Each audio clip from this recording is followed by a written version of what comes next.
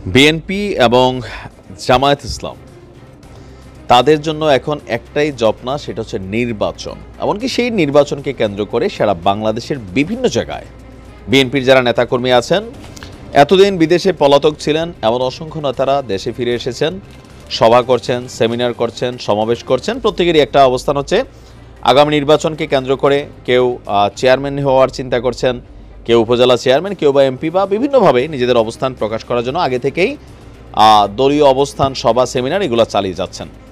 আর যখন ডক্টর মোহাম্মদ ইউনূস তিনি বললেন যে আর 1 বছর পরেই ইলেকশন হওয়ার সম্ভাবনা আছে, তবে একটা শর্ত লাগিয়ে দিয়েছেন, কিন্তু আছে।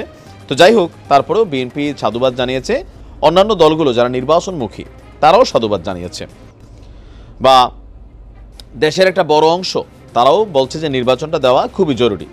তবে আবার কেউ কেউ মনে করছেন বৈষম্য বিরোধী প্ল্যাটফর্মে ছাত্ররা সহ আরও অনেকেই, যে জাতীয় নাগরিক কমিটি সহ অনেকেই, বা বিপ্লবী পরিষদ যারা আছেন, ভাই এখন নির্বাচন হওয়া যাবে না, আগে দেশকে সংস্কার করতে হবে, আর এই সংস্কারের আগে নির্বাচন করলে এই সংস্কারগুলো কোনো কাজে লাগবে না।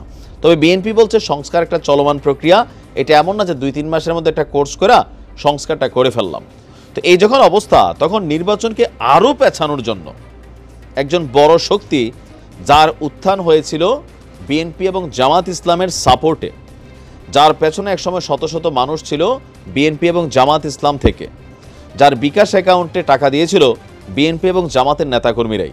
আওয়ামী লীগ বরাবরই তাকে মেরেছে, কখনো রড দিয়ে, কখনো কি বলা হয় যে কাঠ দিয়ে, কখনো বাঁশ দিয়ে। তবে শারীরিকভাবে যথেষ্ট স্ট্রেংথ আছেন, হাড্ডি অনেক শক্ত, ততটা তিনি ক্ষতিগ্রস্ত নাই। ক্যারেক্টারটার নাম কি? ভিপি নূর। তো ভিপি নূর তিনি আসলে কেন চাচ্ছেন যে নির্বাচনটা পেছাক? অন্তর্বর্তী সরকারকে আরও ন্যূনতম 2 বছর সময় তিনি দিতে চান, বা তিনি দাবি করছেন যে দিতে হবে। ওয়াই? এটা একটা মেইন কারণ হচ্ছে আওয়ামী লীগ সরকার পতনের পর ভিপি নূর এখন বিভিন্ন জায়গায় যাচ্ছেন, সভা, সেমিনার, সমাবেশ করছেন। সেখানে তিনি কিন্তু আগামী দিনে রাষ্ট্র ক্ষমতায় যাওয়ার জন্য গণ অধিকার পরিষদ থেকে 300 প্রার্থী দেওয়ার ঘোষণা দিয়েছেন।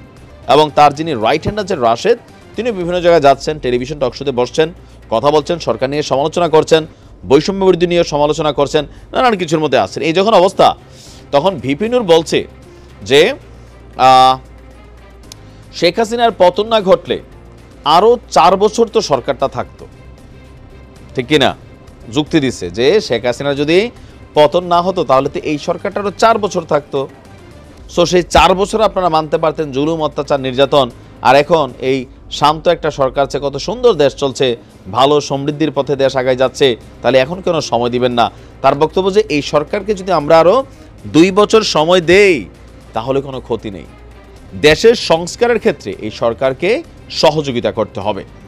কোনো উপদেষ্টা ব্যর্থ হলে সমালোচনা করতে হবে, দরকার হলে তাদের পদত্যাগের দাবিতে আন্দোলন করতে হবে, কিন্তু দেশের সংস্কার কাজ এবং গণহত্যার বিচারগুলো এই সরকারকেই করে যেতে হবে।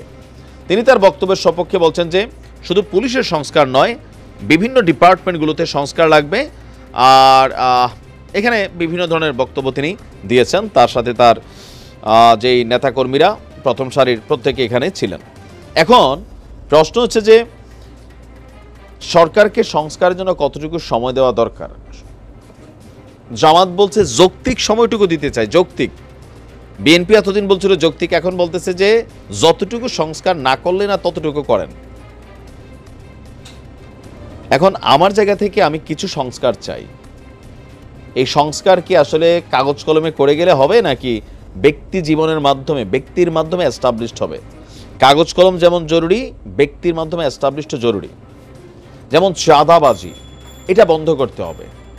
এট এনি হাউ, লুটপাট, দখলবাজি, মব জাস্টিস, এর সম্পদ দখল করে নেওয়া, হারে পিটিয়া মেরা ফেলা, মিথ্যা মামলা, এগুলো বন্ধ করতে হবে। যে কোনোভাবে যদি কাউকে মিথ্যা মামলা দেওয়া হয় সেক্ষেত্রে আইন আরও কঠোর করতে হবে, বা এগুলার সংস্কারটা খুবই জরুরি। কারণ এই জিনিসগুলোর শিকারী, এটাকে হাতিয়ার বানায় সবসময় যারা রাজনীতিকে অস্ত্র হিসেবে, হাতিয়ার হিসেবে, ধান্দা হিসেবে ব্যবহার করেন।